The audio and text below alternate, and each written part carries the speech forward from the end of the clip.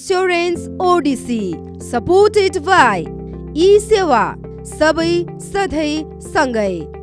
National life insurance for a secure future. Asian life insurance, सबैका लागि सधैँका लागि सुरक्षा। सिटिजन लाइफ इन्स्योरेन्स, समृद्धि तपाईको साथ हाम्रो। सन नेपाल लाइफ इन्स्योरेन्स, सबैका लागि सुरक्षा, शिक्षा र समृद्धि। Prabhu insurance, protecting your future. Shikhar insurance, happy assurance. Himalayan life insurance, सुरक्षा अटल, भविष्य सबल। प्रभु महालक्ष्मी लाइफ इन्स्योरेन्स, ढुकढुक होइन ढुक्क हौ।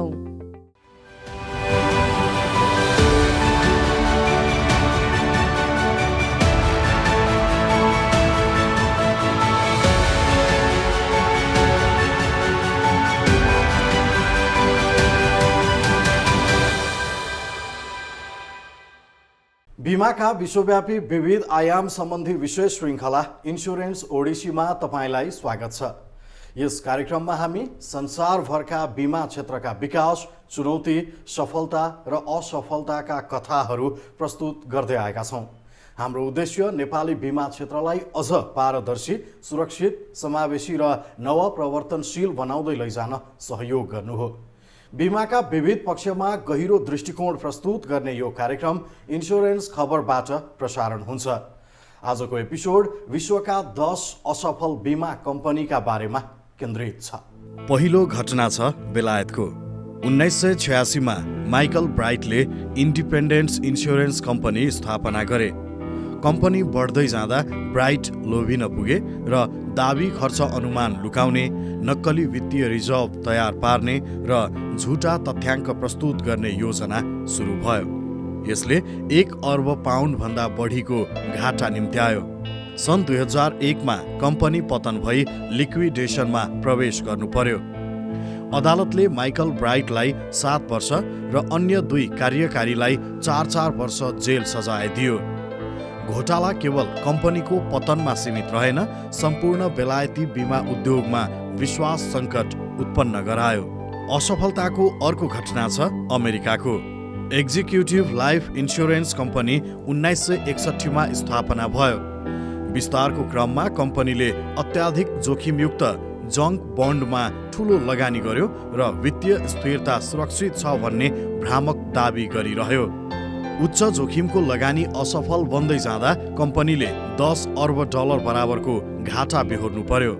अन्ततः सन् 1991 मा कम्पनी पतन भई नियामक नियन्त्रण अन्तर्गत ल्याइयो। अदालतले प्रमुखहरूलाई वित्तीय कुप्रबन्ध र धोखाधडीमा दोषी ठहर गर्यो। साथै राज्यको बीमा नियामकको अनुगमन कमजोर ठहरियो।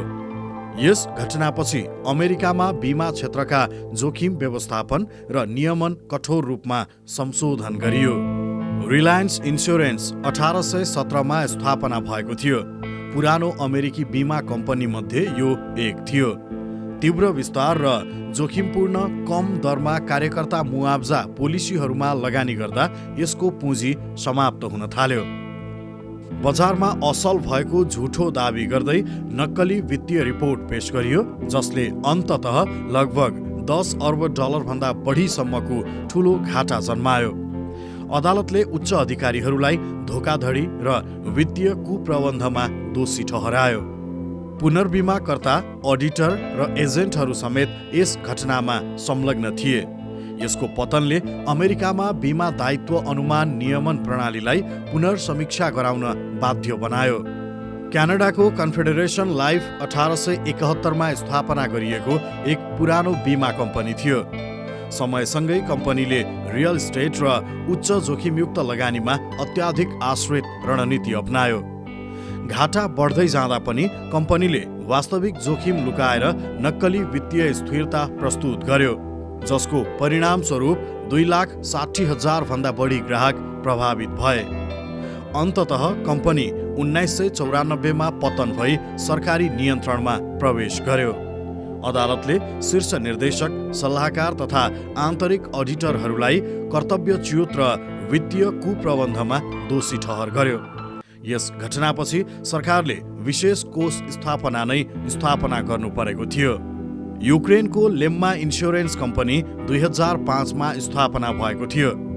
विस्तारको क्रममा कम्पनीले नियामक निकायलाई झुक्क्याउन नक्कली पुँजी संरचना प्रस्तुत गर्दै आफ्नो वास्तविक भुक्तानी क्षमता कमजोर रहेको तथ्य लुकायो। साथै कम्पनीले अवैध वित्तीय कारोबार गर्दै बीमित रकम कभर गर्न नसक्ने अवस्था पनि गोप्य राख्यो। यसबाट कम्पनीमा $100 मिलियन बराबरको घाटा उत्पन्न भयो। पछि अदालतले कम्पनीका मालिकलाई वित्तीय अपराध र धोखाधडीमा लामो कारावास सजाय सुनायो। उच्च पदस्थ कर्मचारी र बाह्य दलालहरू समेत यसमा संलग्न भएको पाइयो। यो घटनापछि युक्रेनको बीमा नियमन प्रणाली कडाइका साथ पुनर्गठन गरियो।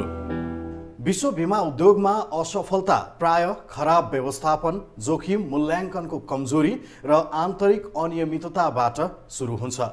यस्ता केसहरूले केवल कम्पनीलाई मात्र होइन, लाखौं ग्राहक र समग्र वित्तीय प्रणालीलाई प्रभावित पार्छन्। जब नक्कली विवरण, अनियमित दाबी र दुरुपयोगका घटना उजागर हुन्छन्, तब ठूला कम्पनीहरू पनि एकै झट्कामा ढल्छन्, जसको ज्वलन्त उदाहरण प्रस्तुत गर्दैछौँ आयरल्यान्डको एक घटना मार्फत। आयरल्यान्डको क्वीन इन्स्योरेन्स 1996मा स्थापना भएको थियो। कम्पनीका मालिकहरूले ब्याङ्क लोनलाई गुप्त रूपमा कम्पनी ग्यारेन्टी जस्तै प्रयोग गरे र नियामकलाई जानकारी नदिई उच्च जोखिमयुक्त मोटर बिमा पोर्टफोलियो विस्तार गरे। घाटा बढ्दै जाँदा कम्पनीले वास्तविक वित्तीय अवस्था लुकायो र अन्ततः 1.6 अर्ब युरो बराबरको घाटा सार्वजनिक भयो। त्यसपछि कम्पनीलाई 2010मा प्रशोधनमा पठाइयो। अदालतले संस्थापक सिन क्वीन र उनका छोरालाई आर्थिक अनुशासन उल्लङ्घनमा सजाय सुनायो। कर्मचारी, लेखा परीक्षक र लगानीकर्ता समेत संलग्न देखिए।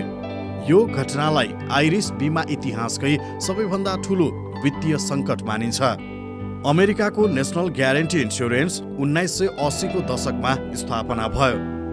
कम्पनीले व्यावसायिक रियल इस्टेट ऋणमा अत्याधिक जोखिम लिएर भ्रामक रूपमा पूरा वित्तीय सुरक्षाको ग्यारेन्टी देखायो। वास्तविक जोखिमलाई कभर नगरी वृहत रूपमा पोर्टफोलियो विस्तार गरेपछि अरबौं डलर घाटा भयो। अदालतले संलग्न निर्देशकहरूलाई गम्भीर वित्तीय लापरवाहीको दोषमा सजाय सुनायो र रियल इस्टेट दलाल र वित्तीय सल्लाहकारहरू पनि दोषी ठहरिए। यसको पतनले 1990 दशकको अमेरिकी बीमा रियल इस्टेट सङ्कटलाई अझ गहिरो बनायो। अमेरिकन स्टर्लिङ इन्स्योरेन्स 1980 को दशकमा स्थापना भएको थियो। विस्तारको क्रममा कार्यकारीहरूले दावा फाइलहरू कृत्रिम रूपमा घटाएर नाफा देखाउने गलत रणनीति अपनाए।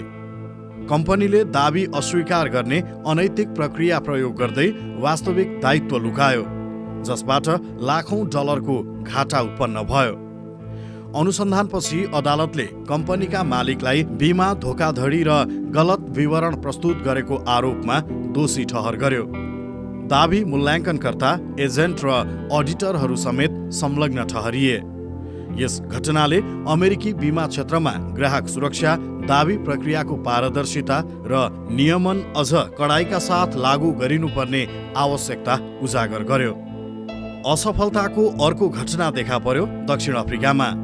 फार्मर्स कोअपरेटिभ इन्स्योरेन्स 1960 को दशकतिर स्थापना भएको एक पुरानो बीमा कम्पनी थियो।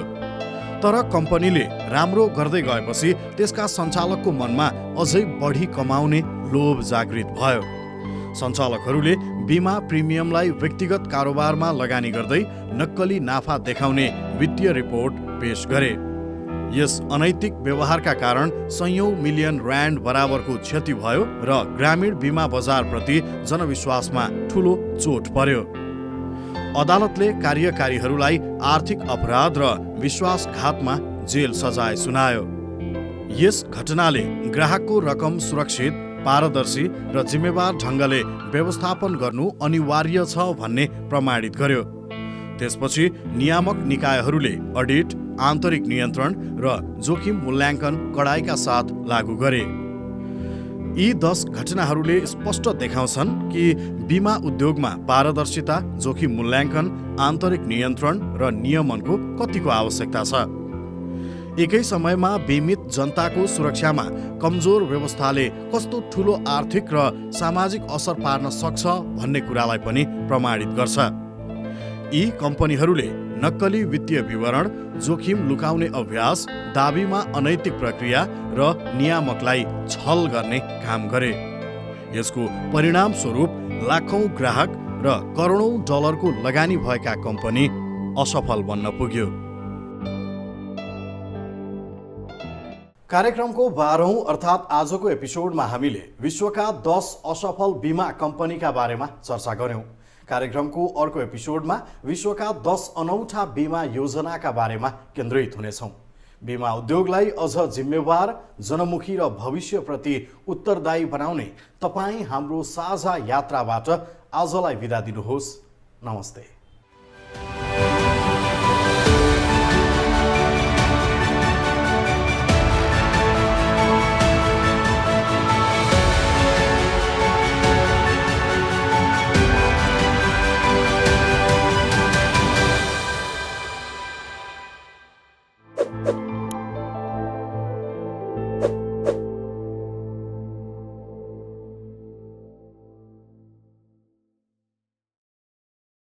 Insurance Odyssey, supported by E-सेवा, सबै सधैँ सँगै।